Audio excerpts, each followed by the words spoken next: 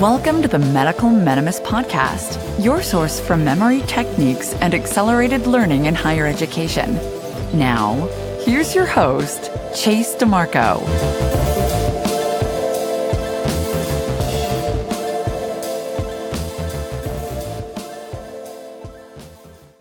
Today, we're joined by Abby Marks Beale, author of 10 Days to Faster Reading, The Complete Idiot's Guide to Speed Reading, Study Skills, Strategies for Study and Lifelong Learning, amongst others. She also taught study skills to allied health students and currently runs RevItUpReading. Ms. Beale, thank you so much for joining us today. Totally my pleasure. Thanks for having me. So for our medical school audience, I know you have a lot of experience in different learning techniques, study skills, speed reading techniques. What are some of the topics that you feel could be beneficial to graduate learners and medical and healthcare students? There are so many. I think the first thing to say is that I know your podcast has some really great topics, and I will apologize that I haven't listened to all of them. So if I duplicate anything that's already been said, maybe that's good, because repetition is the key to learning, just so people know that. Okay. So I have some ideas that I think are really great, but I think one of the first ones, which is really not a strategy per se, but it's more about being aware of what you think about how you learn. I think there's this attitude everybody comes to the table with when they start doing learning. And if it's more like, I don't know how I'm going to learn all this, or I won't remember that, or this is really hard, then it's going to be really hard and it's going to be really hard to remember it. But if you can catch yourself just saying these words and saying, wait a minute, no, I can do this. It is possible, one step at a time, just really be your own cheerleader. I think you're going to find it helpful. When I was teaching kids in private schools long time ago, I had this thing called an I can that basically whenever anyone in the room heard someone else say, I can't do that, they would tag them and go, hey, you said you can't, you owe a dime. And so they would give me a dime, and it would be just this kind of awareness building thing, which was really good. The thing is, we don't see it for ourselves. So tell the people around you, your fellow students, hey, catch me if I'm being negative, will you? That's a great tool. I wish I used that more often. I probably negative self-talked myself out of a lot of better instances and better grades if I would have just showed up a little more positively.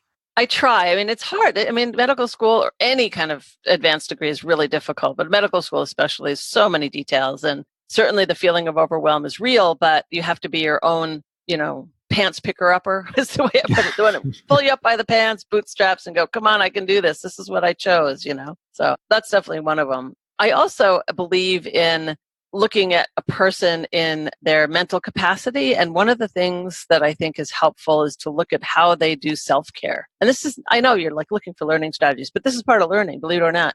If you get enough sleep, whatever that means for you, if you are watchful of your addictive behaviors, it's so easy to say, I'm going to have 5 cups of coffee today.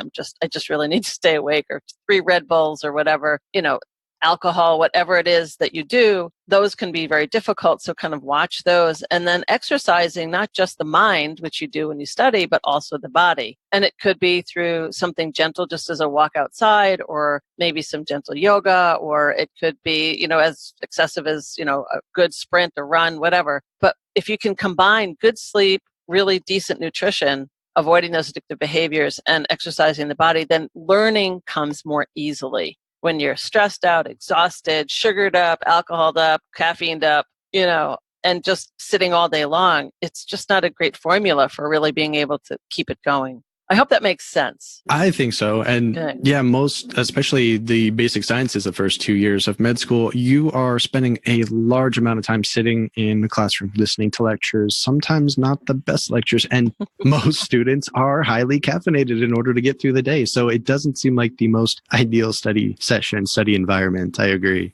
Yeah, totally. And then with that too comes when are you doing reading, especially because I'm more of a speed reading, or reading specialist. And so it's more about, are you waiting to the end of the day to do your reading when you're totally exhausted? Or are there pockets of time where you could get some reading done earlier in the day? I know that not everybody is a morning person, but if you are more of a morning person, to even get up an extra hour earlier, have your coffee at that hour and do some reading, you'll get so much more done at that time than you would at midnight, when you're totally, your brain is just so full and it needs to offload when you sleep. So I always suggest find these little pockets of time where you could read a chapter or a section during lunch, in between classes, right after, the 3:00 class, whatever, instead of waiting until, 10 at night, midnight. You're like, it's hard. You know that. It's really hard when you're tired and you've been through a lot, you've already had so much input. It's not easy. I completely agree. I can never maintain any of the knowledge that I learn later in the late afternoon, evening. It has to be early morning, early afternoon, or it's a good chance I'm not going to remember it later on. Yeah. And so it's got to be knowing what's your best times of day, your best high concentration times. Mm-hmm. And some, like I said, some are morning people, some are really night owls. And if you really are a night owl, then really read your material late at night, but just know who you are. I'm a night owl, but I still find it's too difficult there. It's like the willpower has been drained and it's just not going to be very effective. Learning. Yeah, exactly. Yeah. You've already had so many things happen that day, tried to learn so many different topics, and just your daily experiences sort of build up throughout the day. So I find even being a night owl, later study sessions are not very effective. Yeah, good to know. All this stuff is all about self-discovery and, what can you tolerate, what works best for you. There's no one best way. It's very individualized in effect. I know another topic that you cover in pretty good detail is note-taking skills, and I want to cover what some of those skills might be, if you could describe those for the audience. Sure. Note-taking is probably the most important thing I think that learners need to do. And notes are typically the best when you know you have to go back and review, which probably for medical students is like almost everything. But you don't need to take notes on everything. Having a highlighter in your hand all the time is not always efficient if you're not highlighting the best things. So like when I teach speed reading, I talk about reading just keywords or phrases. And a keyword is usually one that is like 3 letters in length or longer that carries meaning of a sentence. And so when you highlight a sentence, you want to make sure that you're highlighting the bigger, most important words, not everything, because when you highlight everything, when you go back to it later on, 2 weeks, 3 weeks later, you're looking at it going, why did I highlight that? You want to be really clear why you're highlighting that piece. So highlighting is one way of taking notes. However, if you're highlighting like 75% or more of your page, that's really not effective. And that's usually because you're unfamiliar with the material and you need it all. And so there's I think better ways of doing it. Kind of a stopgap measure would be to like take a paragraph and take a pen or pencil, or if it's something you can't write in, put a Post-it note there and summarize the paragraph, in the margin. So you could do margin notes that way. So highlighting and or margin notes is good. But what I like the most, and this is what I did when I was in college, I took a psychology course, and it was to me foreign. It was not something I really understood. And so what I did was every chapter, I took a look, and this is also a reading strategy, is to know that every textbook chapter starts from an outline. Anyone who writes a textbook, I've written 3 of them, I know you have to have an outline. And so then when I write it, or when whoever you're reading has written it, it's a fleshed out outline. And so if you first can find the writer's outline, and then you're going to take notes, basically taking what they fleshed out and condensing it back into an outline, that is very helpful. And the way that I like to tell people or share with people how to do it is using the Cornell method of note-taking. So have you covered that, Chase, in any of your podcasts at all? We haven't really covered that. We've covered highlighting a little bit from a cognitive psychology standpoint, and especially textbooks these days where most of the key topics are bolded for you. The need for highlighting might not be as necessary as it might have been in the past. We've covered a little bit with the outlining with the SQ3R system. I'm not sure if you're familiar with that terminology, but yeah, of course. And had Howard Berg explain that a little bit in one of our early episodes. I think it was episode 5 or 6, but we haven't covered the Cornell note-taking method. Okay. So this will be an interesting new addition. So all this builds one on the other. SQ3R survey question, read, revise, review, something like that. It's basically, this is not SQ3R, so let's push that aside. Okay. You can Google, this would be helpful. You can Google the Cornell method. And so it was created at Cornell University in 1955. One of the professors there basically was worried why these freshmen who came in with great SAT scores and very good grades were having a really hard time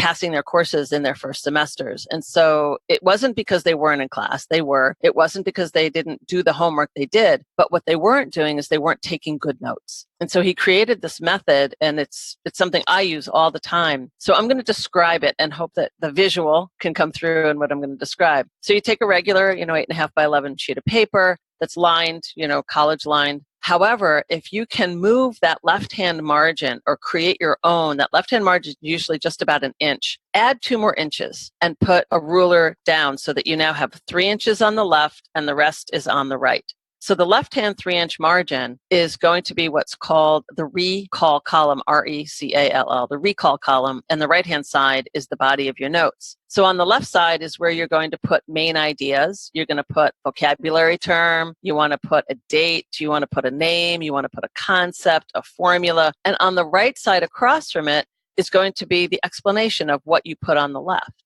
So one of the things I also suggest is that if you have a brand new topic, you're not familiar with it, a new area that you're learning, that you take these textbook chapters, and like you said, there's a lot that's already bolded for you. A lot of times it's key terms, is to create your own key term list. It's almost like making flashcards, but you do it on this paper. I call it the Cornell paper, the 3-inch margin rule paper. And you put your vocabulary word on the left and you put your definition in your own words, on the right. Get rid of superfluous stuff like what does it really mean to you? Not what does the book tell you it says, but what does it really mean? And then you have this nice list already that you've created. So the left hand has vocabulary, right hand has the definition. And then when it's time to study it, you cover up the right hand side of the paper and you look at the vocabulary word and you try to come up with the definition. And so it gives you a way to study, and you can also cover the left-hand side, look at the definition and say, what is that? And so it helps to kind of give you a way to put it all in one place and then study it from it. I hope that was clear. Did that make sense? I think so. You're basically taking the bottom third for a summary. You're taking the left 1/3 for your key terms, and then the right 2/3 are your, in your own words, definition. So you added the summary part on the bottom, which I don't typically tell people to do. You jumped. I've seen that somewhere else then. I apologize. No, you're right. You're absolutely right, Chase, because there are different ways to do the Cornell method. To me, that gets more complicated for most things that you read, and especially textbook reading. But it's possible that you could break it up so that you have the left third for your recall column, the right part is for the body, and then the bottom, maybe quarter or third, is where you summarize what you've just learned in that chapter. You can do that if that's where you're at. I've never been very good at doing that, so I haven't, and I don't teach it. I probably wouldn't either. It just seems like more. So if you just have the left and the right, that's enough. Yeah, I think. Keep it simple.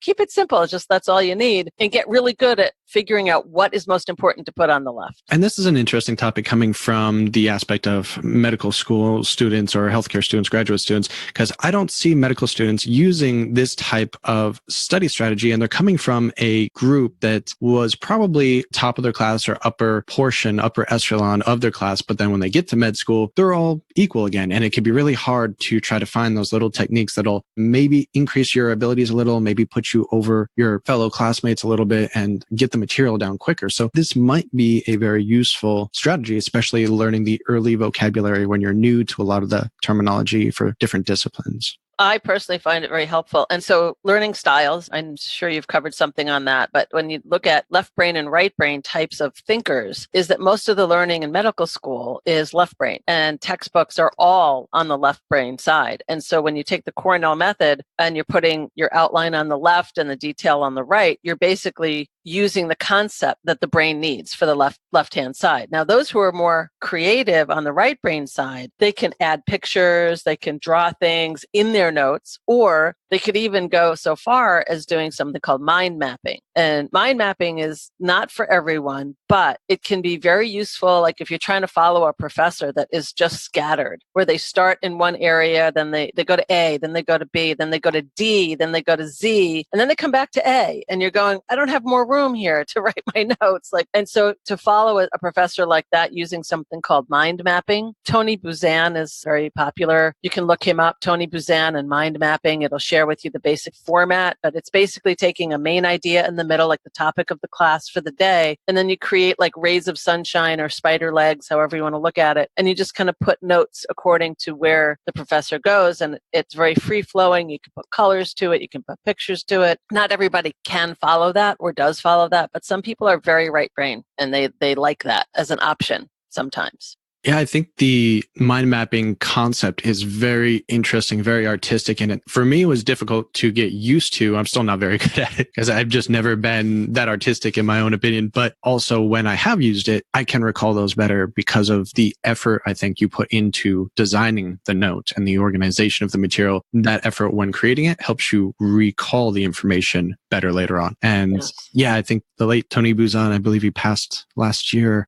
has some really interesting books on that. But mind maps are kind of like concept maps, but with more artistic flair, correct? Yes, exactly. And when you brought up the idea or the concept of remembering better, when I took that psychology class, so there were 20 chapters through the whole semester. And each chapter that was like 30 pages, I would condense down to 6 to 8 of these Cornell pages. And it was great because, it took more time at the time to do that. So each one for me took about every 30 pages took anywhere between an hour and a half to 2 to do. And I was an efficient reader, so certainly it might add more for someone that's not as an efficient reader. But then I got a surprise. The professor said like a week before the exam, and I had started studying my notes and I was getting ready for the exam. He said, "Oh, this is an open book test." And I was going, "No, that's not good." Because I put everything in my notes. Everything was in my notes. And I'm like, I know nothing. I saw the book once or twice. In my notes, it would say, see figure, 6.2 and, on page 244. And I would go back to the book just looking at something because I wasn't going to recreate it. And I was just like, okay, this is my test. I have to see if just taking notes without the book is going to work. And it was fine. I did well. But I remember that my heart went in my stomach, like, really?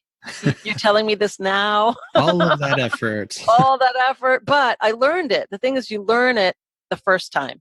And then it's just reviewing it versus I've read it. I'm not sure what it says. I got to read it again.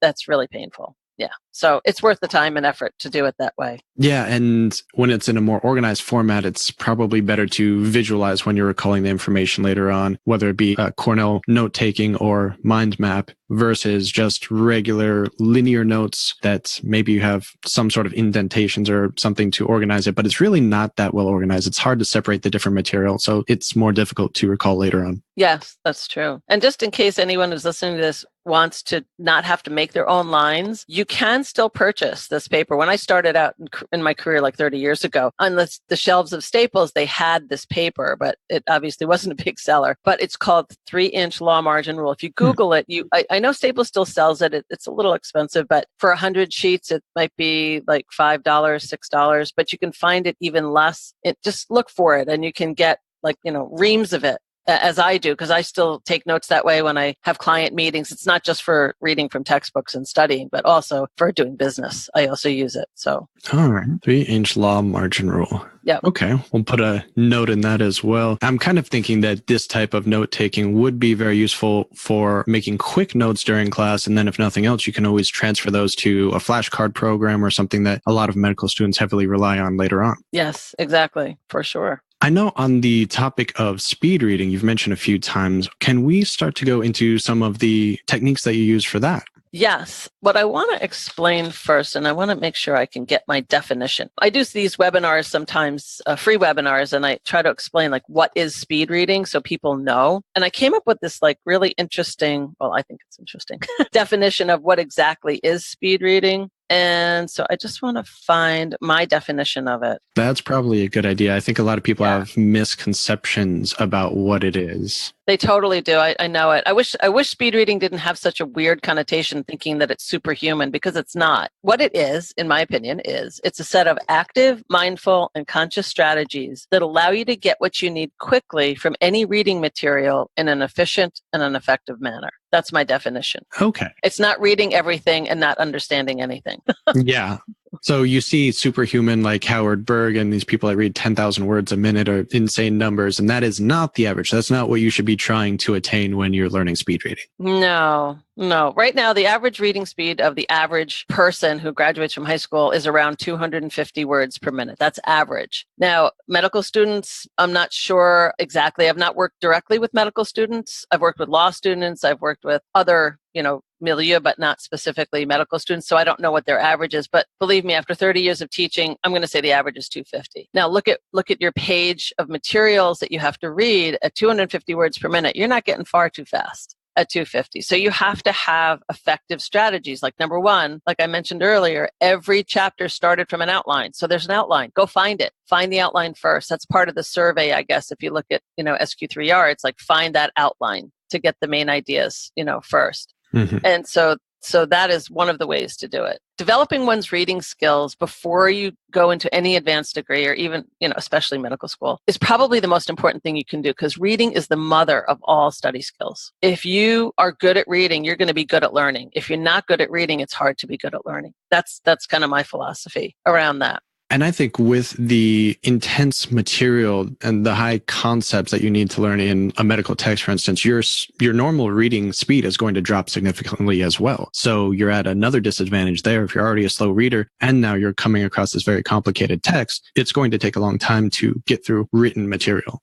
Right. So I talk about this thing called a gear shift. And if you look at your hand, and I use a hand as an analogy, that we have 5 built-in gears. And so if you look at your thumb and your first finger, those are gears 1 and 2. And so those are the gears that are the slower gears of any vehicle. And this is where most people are stuck because they've never learned from school. No one taught them, unless they took a course, how to get to the gears 3, 4, and 5, which are the middle finger, fourth finger, and fifth finger. So I talk about these 5 gears and knowing how to shift amongst those. So going into first gear is great when you're memorizing something. But when you're first learning something, you shouldn't be in the memorizing phase. You need to be in like maybe gear 3, when you're looking at the main overview, you're getting the concepts. And then when you study it, you go down to 1. You're kind of priming your brain for the information that's about to come across the page. Exactly. And so knowing that you're not doing one speed for everything. So I talk about a thing called purpose and responsibility. Why are you reading this and what do you need it for? So if you can come up, why am I reading this? Because I have an exam on Friday on this topic. And then what are you reading for? I need to know vocabulary. I need to know concepts. I need to know the process or the protocol. And so this way, at least you now know based on your class, what your professor is saying you're going to be tested on or what you know from the experience you've had with that professor. And so you read according to that.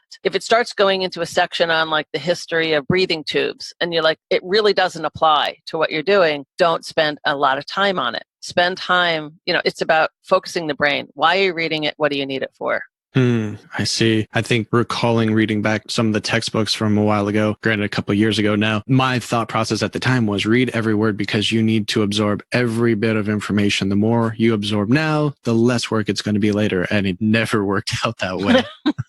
So what worked? I'm still figuring that out.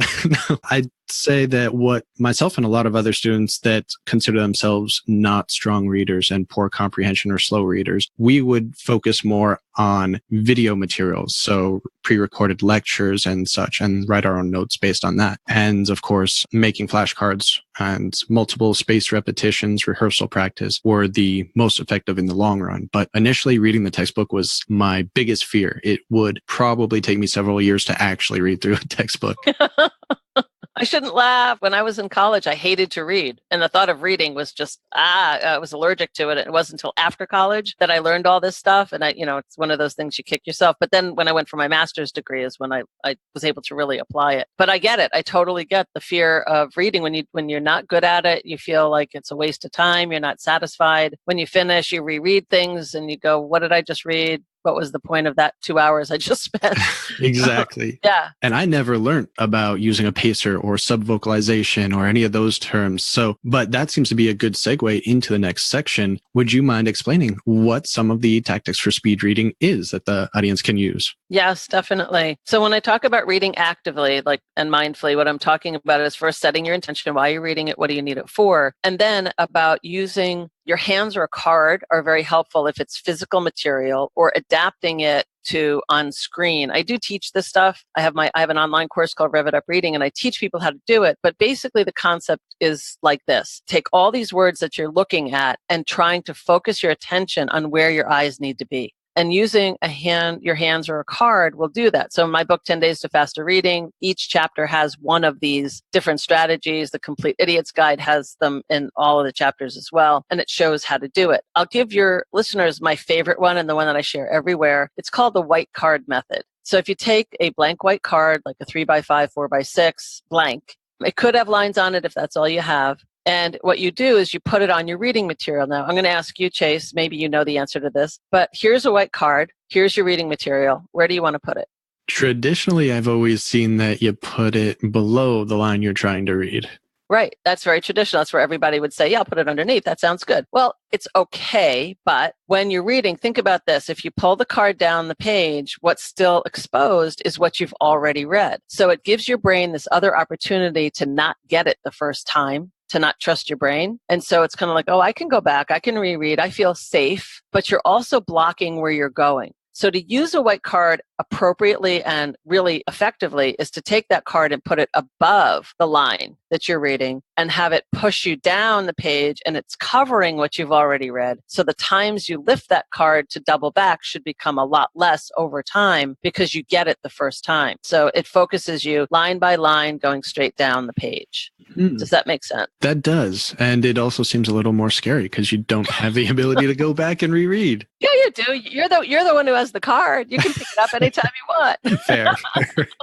And then you can adapt it to a computer screen. So if you read your documents on screen, is that you line up the first line of text to the top of your screen, like the ruler or the top of your margin. And then on the side, you scroll down. If you can even set your mouse to one line at a time, you hit it, and it goes up into the black, almost like the card is moving down. So you can adapt it to an on-screen article as well. It's really helpful because honestly, for me, I can't get into those higher gears of 4 and 5 without using my hands or a card. I really need to have my body focused, my hands focused on the material, and it really does work. All right. The white card being, so basically a note card or anything that you have lying around you can use and just blocking off. Printer paper, blank white printer paper, backside of a business card that's wet, blank, anything that's blank.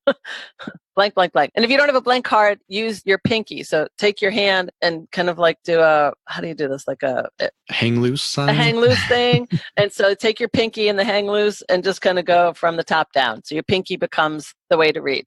Okay, so you don't recommend using a finger to scan like a lot of pacer recommendations seem to be. So you sort of follow your finger along the paper from side to side. So there's definitely, so some pacers can be using your finger on the page, but what I want to avoid is if you go side to side, some people end up pointing to every word. And that to me that's like sounding it out, hearing in your head. It's a very slow way to read. So what I suggest is that you take your finger and put it on like the left margin and the right margin, if you can, or just the left or just the right. But I like both margins. And you basically take both fingers at the same time and go down, and your eyes ricochet off your fingertips. So you're framing the column with your fingers, your index fingers only, pointed up, gently pulling down the page. And I know you're seeing me, but your people are not going to see me. Yeah. So I hope, am I making sense without seeing me?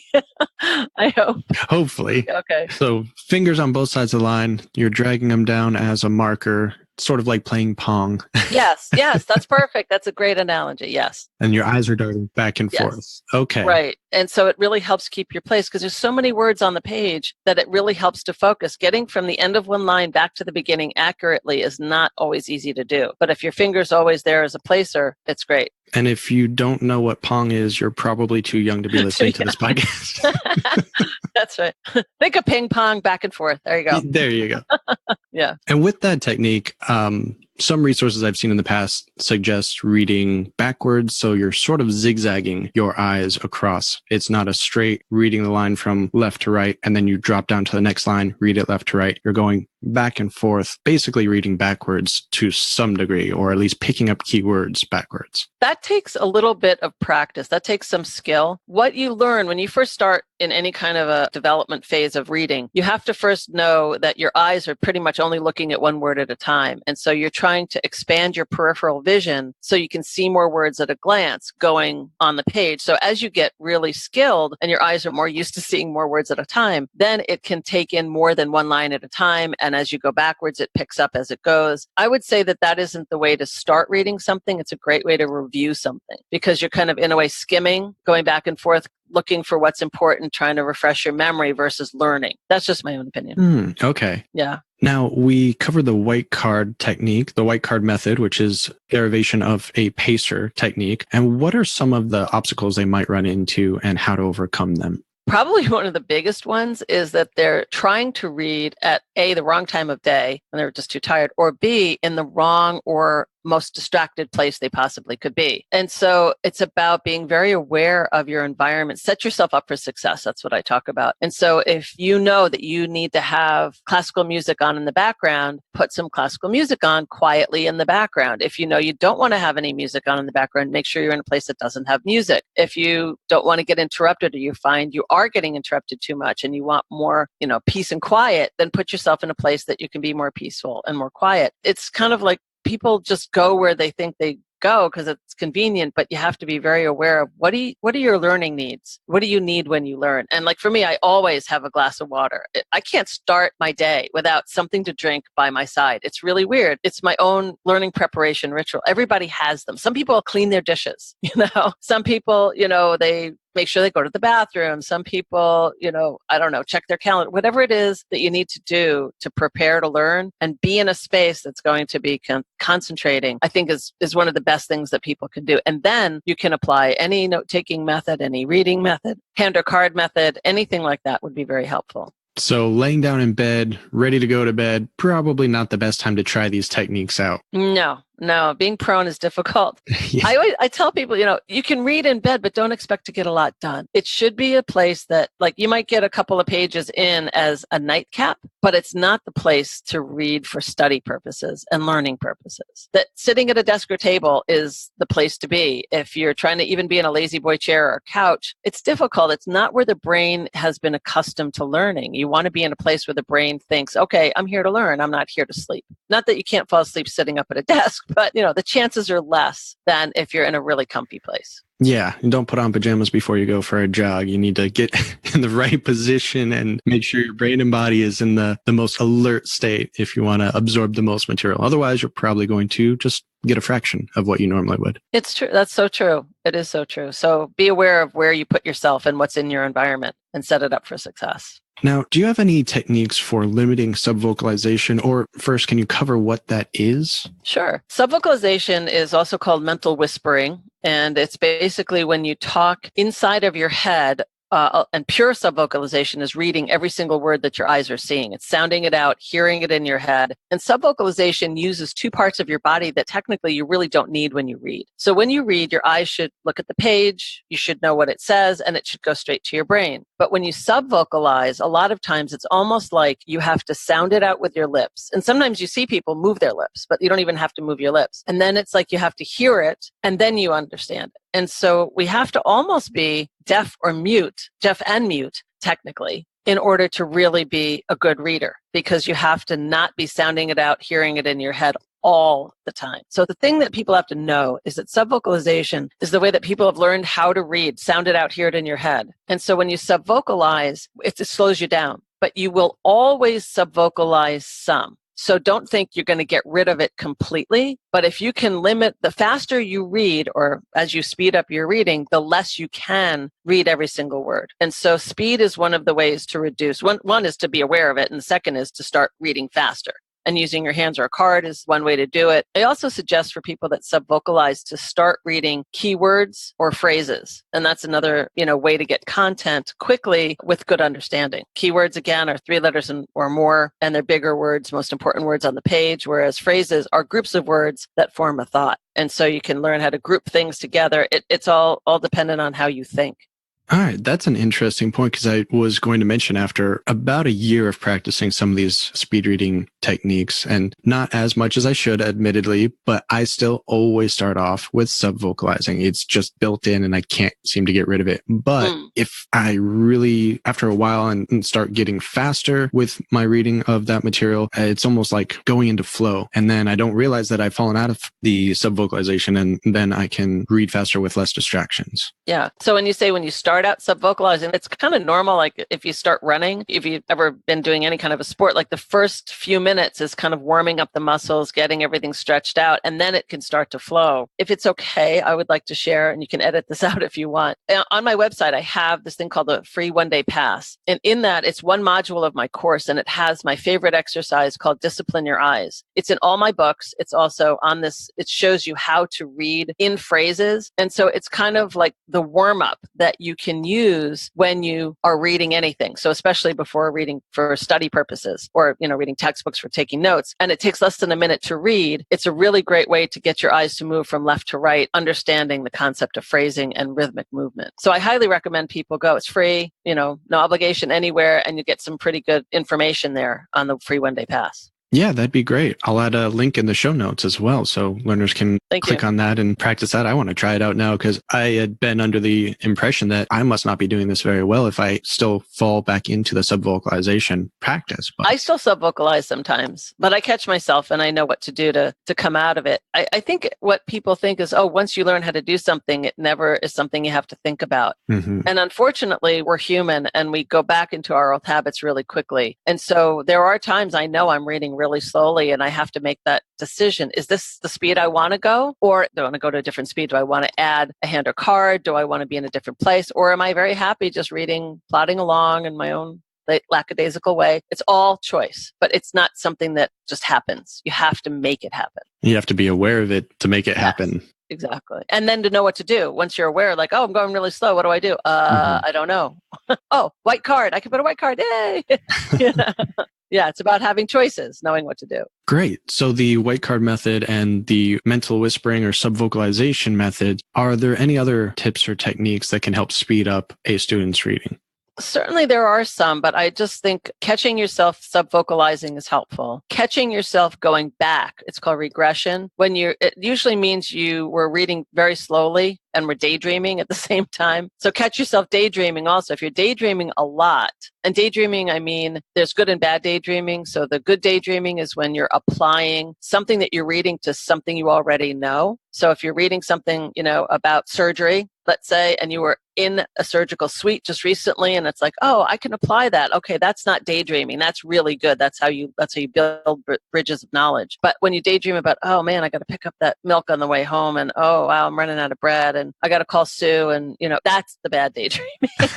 Stuff that just takes you way off course. And just catch yourself doing it. Sometimes write down what it is you're daydreaming about because the brain will forget it. When you want it to come up, write down, call Sue, pick up milk, pick up bread, put it off to the side, and then get back. And so you want to catch yourself daydreaming, going back over stuff, and subvocalizing so that you can then put into play some things that would be helpful. And it's good to know I can now use that as an excuse for my daydreaming. There's good daydreaming. There is good daydreaming. It's healthy daydreaming.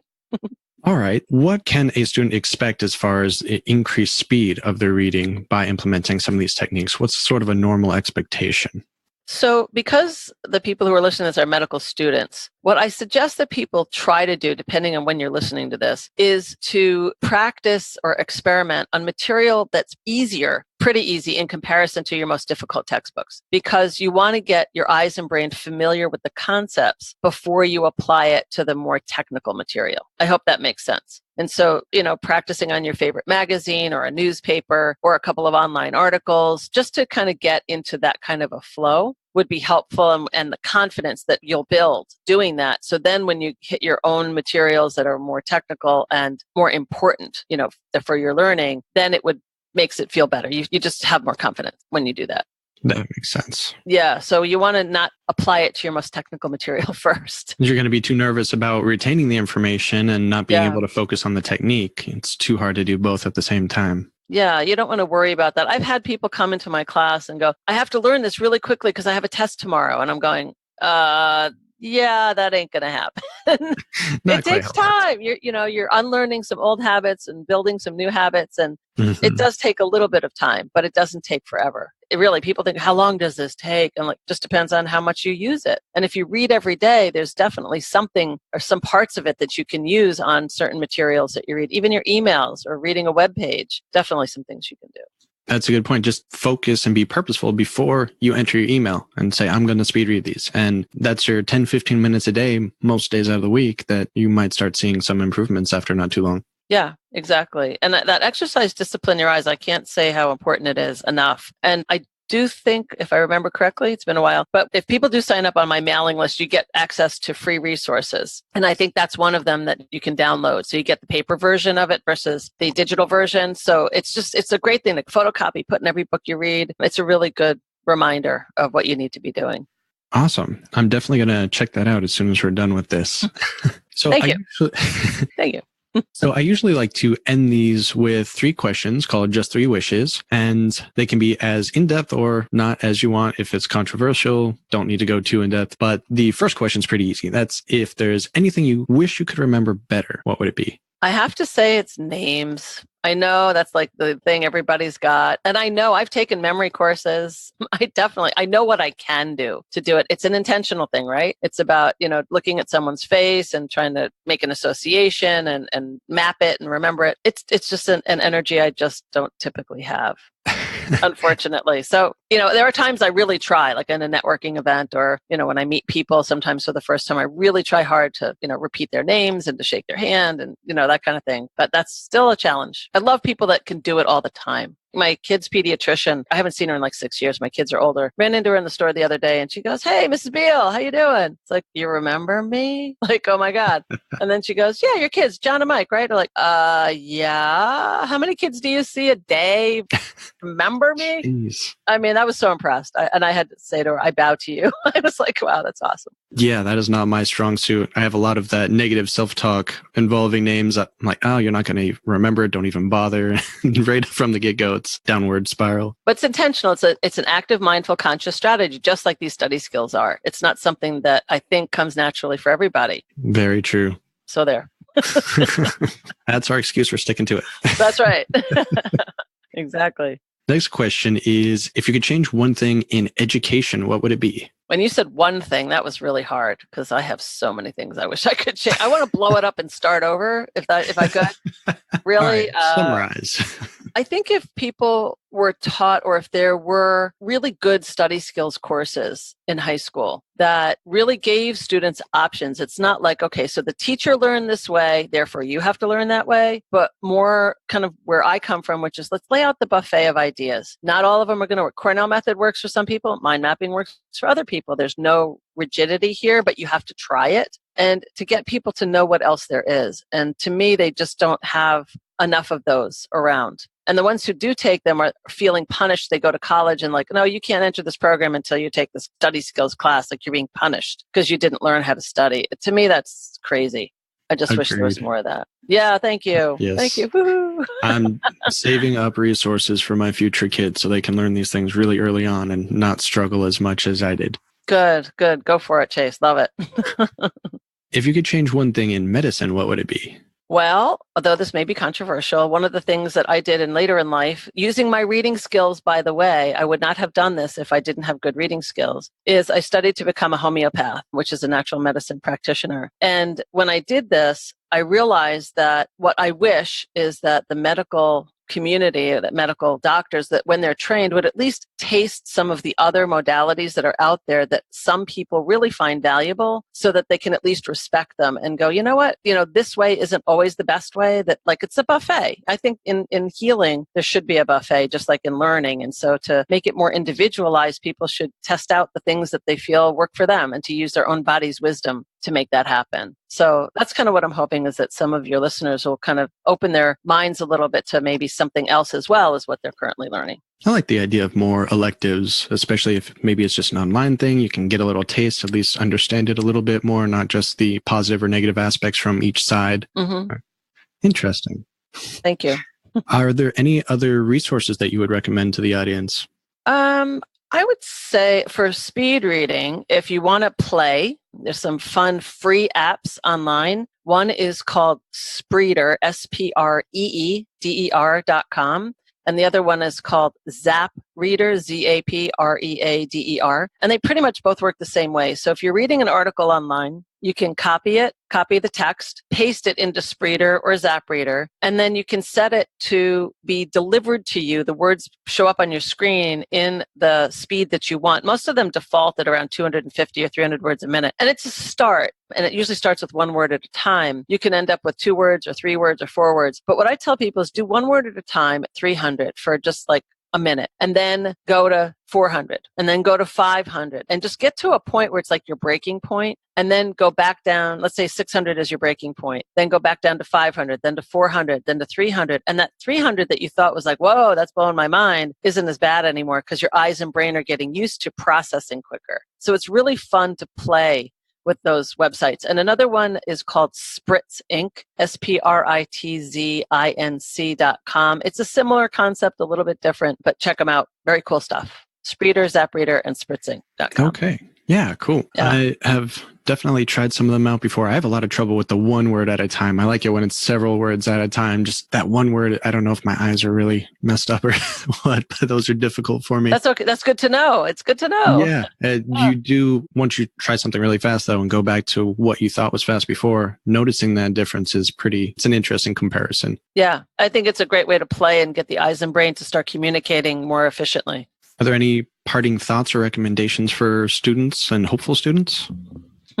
I would just say, that if you can get your sleep, your nutrition, your exercise, just kind of really get peaceful within yourself or know how, that's going to be like a good basis for learning anything. But also know that perfection is really not possible.